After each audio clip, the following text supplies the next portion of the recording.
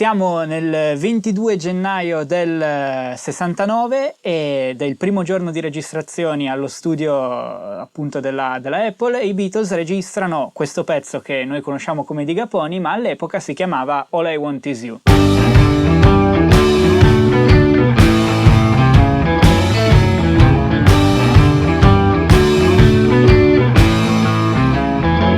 Il titolo con cui i Beatles l'avevano provata le prime volte nel loro studio di Savile Row, e anche tra l'altro era una delle frasi che Paul McCartney cantava sia all'inizio che alla fine della canzone, una parte del pezzo che poi è stata, diciamo, persa tra virgolette, tagliata da Phil Spector. Quindi il 22 di gennaio i Beatles si recavano agli Apple Studios per registrare questa canzone, ma in sostanza gli studi erano totalmente impreparati in termini di strumentazione, e quindi arriva George Martin in loro soccorso, che chiama gli Abbey Road Studios per farsi portare tutta la strumentazione necessaria. E qui arriva in soccorso Alan Parsons, che come primo lavoro fa questa cosa qua di fornire tutto il materiale che serviva ai Beatles per registrare questo brano.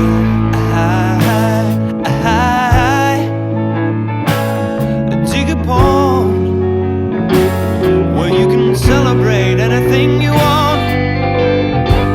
Yes, you can celebrate anything you want. Oh,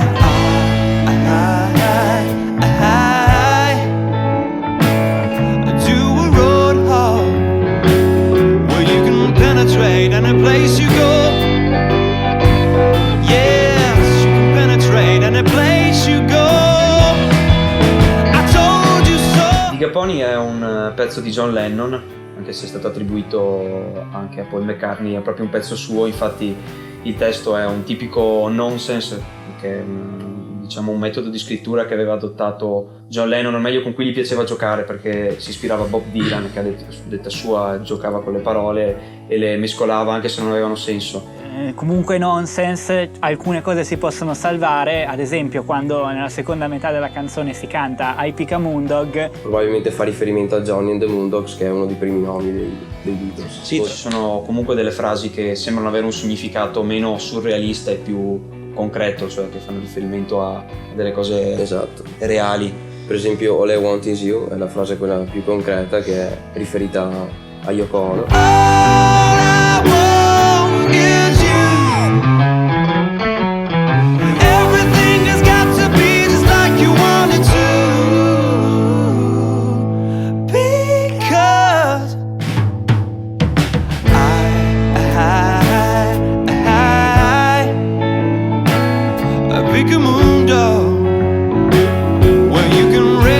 Everything you are.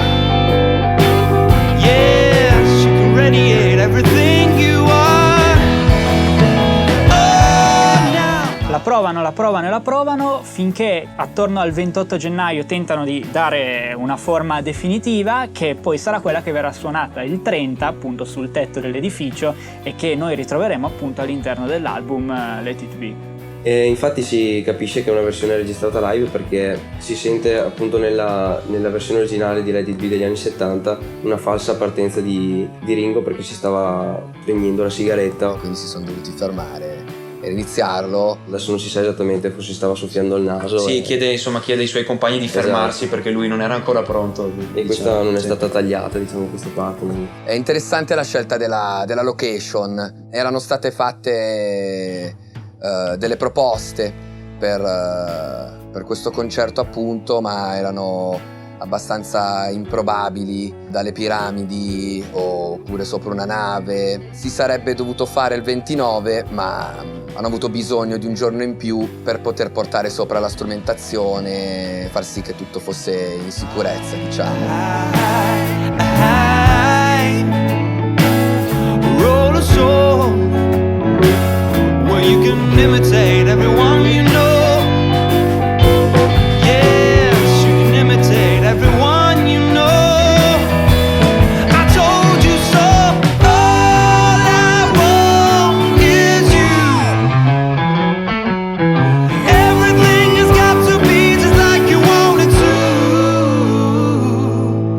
Because Parlando un po' del playing di George Harrison, che per gusto personale è il mio Beatles preferito, mi permette di dire. È interessante l'utilizzo delle frasi, è palesemente influenzato dalla cultura, secondo me proprio telecaster americana, dagli amici come Bob Dylan, e l'influenza country si sente in tutti i feel, diciamo così, che fa nel corso del pezzo, e anche l'utilizzo appunto dei bending nel solo.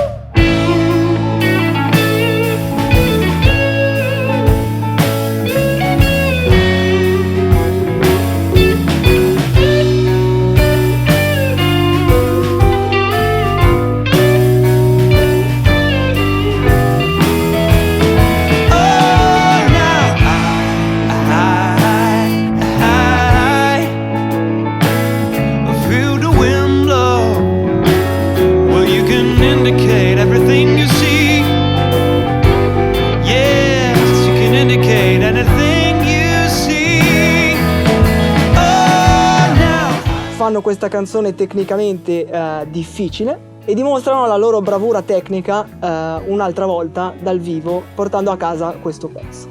Concertone al freddo.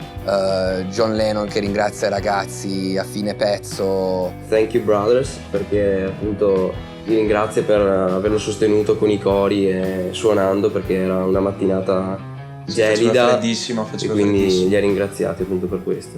In realtà poi sempre dallo stesso Rooftop Concert ci sono un sacco di episodi che si possono raccontare. Per esempio anche si può vedere questo ragazzo che sta durante tutta l'esibizione della canzone davanti a John Lennon tenendogli il testo, proprio perché poco prima che i quattro si esibissero John Lennon ha mandato questa persona a recuperargli il testo perché lui non se lo ricordava, e quando si sono trovati lì poi si sono resi conto che effettivamente sarebbe servito anche un leggio. Si è trovato costretto insomma a fare in modo che John Lennon potesse leggere il testo durante l'esibizione. Lord of glory, well you can syndicate any boat you roll. Yeah, you can syndicate any boat you roll. I told you so. All I want is you. Il concerto appunto sul tetto degli studios segnerà in un qualche modo la fine delle esibizioni dei Beatles, come Let It Be chiude un po' la storia della discografia dei Beatles. Penso che si noti durante l'esibizione come i Beatles si stessero divertendo a suonare questo pezzo, perché per esempio c'è questo momento in cui George Harrison si inginocchia davanti a John Lennon in una posa super rock and roll ridendo, quindi si vedono i Beatles in uno dei loro ultimi momenti veramente felici in cui si divertivano a suonare le loro canzoni. Everything has got to be just like you want it to. Because